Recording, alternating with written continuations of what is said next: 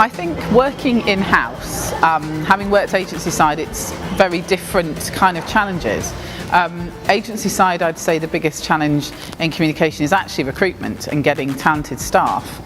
In-house, I think it's more stakeholder management. It's selling back the success of PR campaigns, integrated campaigns, back to the company, making companies aware of why communication is so important to a business actually, and why it should be taken seriously. It's very easy in-house for the big bosses to see that sales is important, but actually when it comes to communication they tend to forget that 50% of our time every day might be just making things go away as opposed to actually proactively getting media coverage. So I think everything's a different place now. In fact, even down to the fact that we don't call press releases anymore.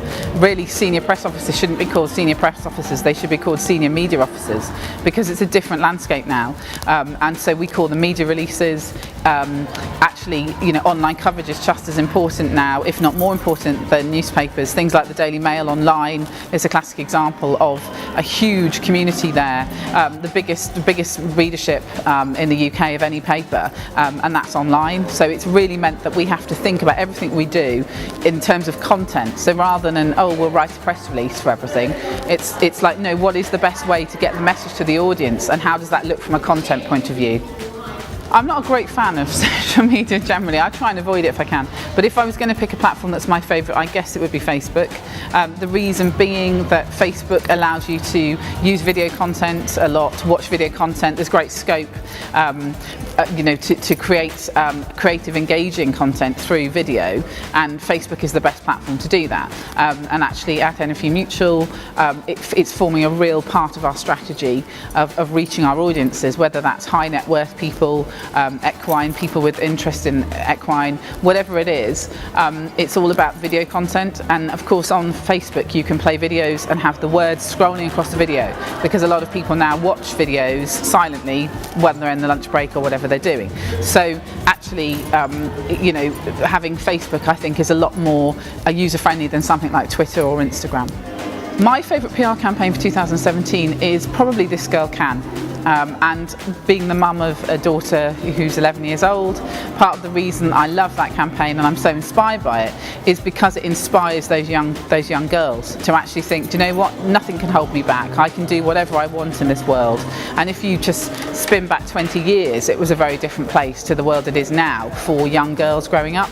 And actually, you know, I want my daughter to go on and be empowered and do whatever she wants to achieve in life, and that kind of campaign just epitomises everything that those young girls should feel. The biggest challenge in recruitment is definitely getting quality candidates, and actually that's something we experience trouble with now. Trying to actually get people to apply for a job in-house, it doesn't seem as sexy as agency side. I think that's part of the issue, and so people see a role and they think, oh, you know, I'm not going to go for it. So it becomes much more about people like myself using the connections we've got and saying, you know, might you be interested in this? I think you'd be a really good fit for this business. We might do insurance, but that doesn't mean that we're boring and dull. Actually, we do really amazing campaigns, as you'd have seen tonight when we scooped 5 awards. So just to get that in there. So yeah, I think it's trying to find that talent and tease it out perhaps from agency world and get it across to in-house. How do I see PR evolving over the next couple of years? That's a challenging question.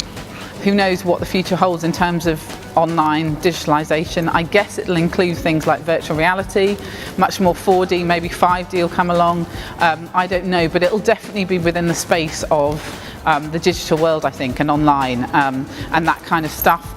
There's always going to be a place for print, and that isn't going to change, but we have to adapt all the time, watch what's going on, and tailor our ways of communication, our channels of communication to what the market's doing.